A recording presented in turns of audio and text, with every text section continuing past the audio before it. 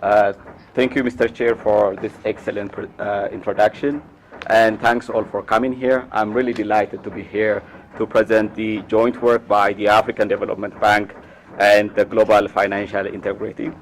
It's a report that we published back in 2013. It has received considerable attention, and we have been actually asked to defend the figures that we have put in this report by some countries. So it's my pleasure to share our findings with you this morning. As you can imagine, it will be a very difficult presentation for me after the two giants yesterday, Professor Lyons and Dr. Gamal has made an excellent presentation on a similar topic. So I'll try to make it a really brief one and interesting. And the silver lining to that is they have made really a good groundwork, so I don't have to really talk about the context and all the other background information, and then I can go directly to the issue.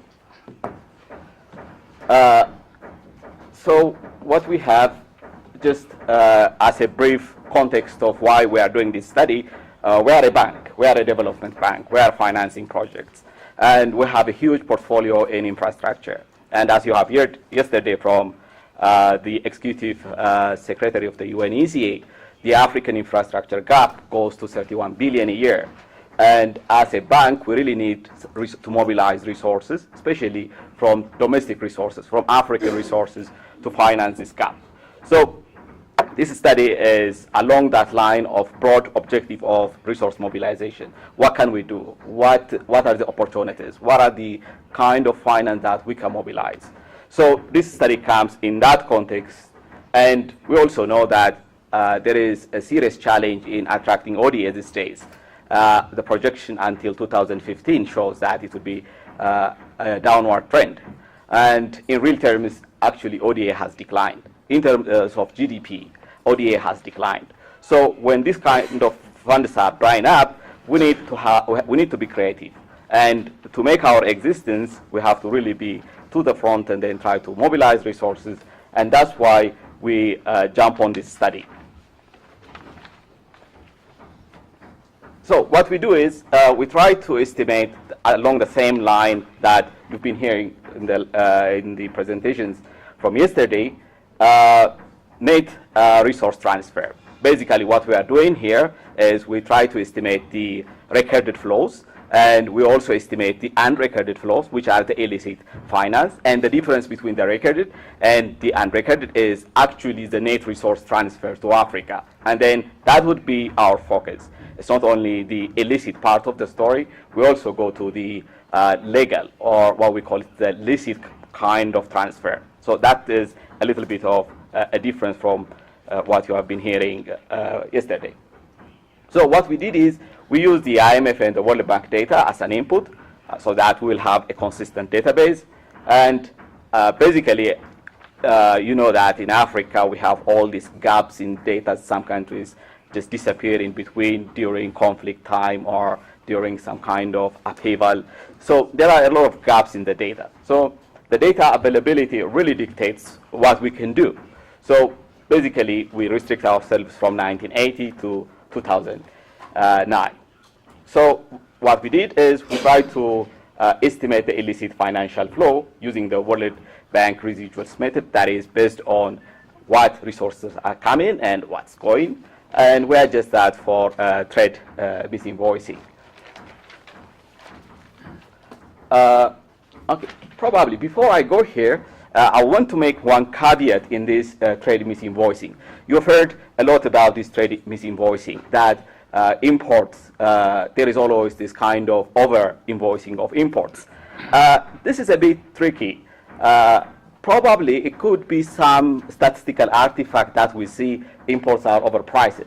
If you see in this country, for example, if you import anything, say if you import from China a commodity that, I don't know what, a Toyota from Dubai, $10,000, and when you bring it here, the value of that car is evaluated based on its original price. Suppose the original price is $50,000, you'll get 30% discount. Basically, that vehicle would be estimated as $35,000. So basically, this is a simple statistical artifact the custom authorities are creating. It's not over invoicing. My invoice says 10,000, but what the custom authority recorded is 35,000. So there could be this kind of simple statistical noise that we cannot control. Basically, we are trying also to do some kind of differentiating the commodities, tax-free commodities, taxable commodities, and try to go more in deeper analysis in trade misinvoicing. Is there really trade misinvoicing? If the gap is as huge as we think. That is a kind of caveat to what we are doing. So what we have done is we have estimated the net resource transfer as a difference between the recorded flows and the illicit finance. In terms of the recorded flows or the recorded resource transfer, we also have two types of definitions to that. We have the recorded transfers without including debt forgiveness and remittances. And we have also another measure that includes debt forgiveness and remittances. We have two different measures. And once we have these recorded measures, we do the illicit finance based on the World Bank methods and netting out the trade misinvoicing with all the caveats I told you about the trade misinvoicing. And we have our net resource transfer. And when we measure the illicit finance, sometimes we don't know about the noise, the statistical noises. There could be some kind of errors. And for that, we have two measures, what we call it here, normalized and non-normalized. What we do, a normalization is a very simple thing. What we do is, if the error or if the financial flow is above 10% of the export earning, yeah, actually it could be transfer. But if the transfer is below 10% of the export value, it could be some statistical problems that we are picking up in this process. So we have a very conservative, normalized kind of estimate, and we have a kind of higher estimate of non-normalized kind of estimates. So we have four kind of indicators. Without taking you to the detail of all these things, what we have seen is, in terms of the recorded transfers, we've seen Africa is a net debtor in terms of net recorded transfers. So the story changes when we include the illicit finance. That is basically here, if you see only the recorded flows, what we see is Africa is a net debtor. It means like we receive more than what we give out. So it tells you a partial figure. And when we include the illicit part of the story, you see the whole story that you've been hearing yesterday comes. That is, Africa is a net creditor to the world. Basically, there is a huge outflow from Africa once you account for the illicit finance. So in terms of the net resource transfer, we are really losing, and with all the implication that has been discussed yesterday, and which I will also come back to it later.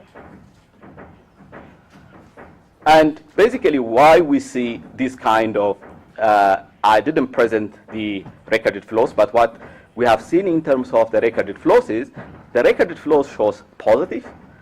It means we are receiving. The illicit finance, when we include the illicit finance, we see a negative dive. Basically, by implication, illicit finance should be the driver of all this kind of net resource outflow.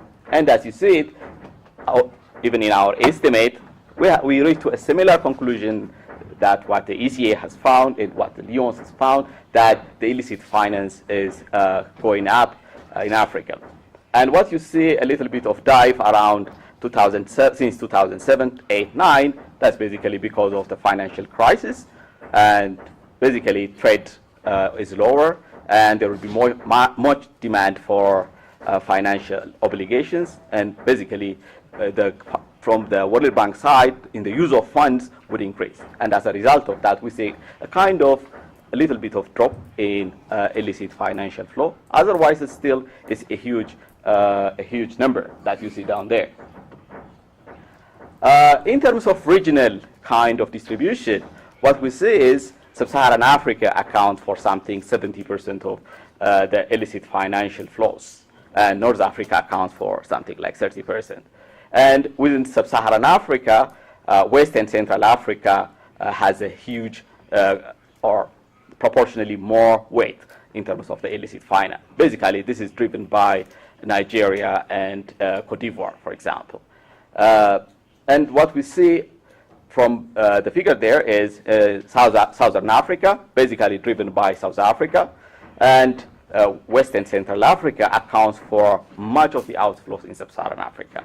And Horn of Africa and the Great Lake areas contribute only 5% of the outflows from Africa in general. So basically the problem, we divide this one by kind of economic structure. When we divide these figures by economic structure, the fuel exporting countries as a group, they account the majority of the outflows, basically 41%. You might say that, yeah, it's when you have a lot of money that there will be a lot of illicit outflow. That could be one reason. Or it could be high financial flows or high resources could lead to Dutch disease, and that Dutch disease effect has created some kind of incentive for outflows, and that could be one reason. But in any reason, whichever reason you say it, the fuel exporting countries have the huge share in terms of the outflow as a group. And even the hippie countries, they have their fair share. They are the highly poor and indebted countries, but still the outflow, given their economic size, is still significant.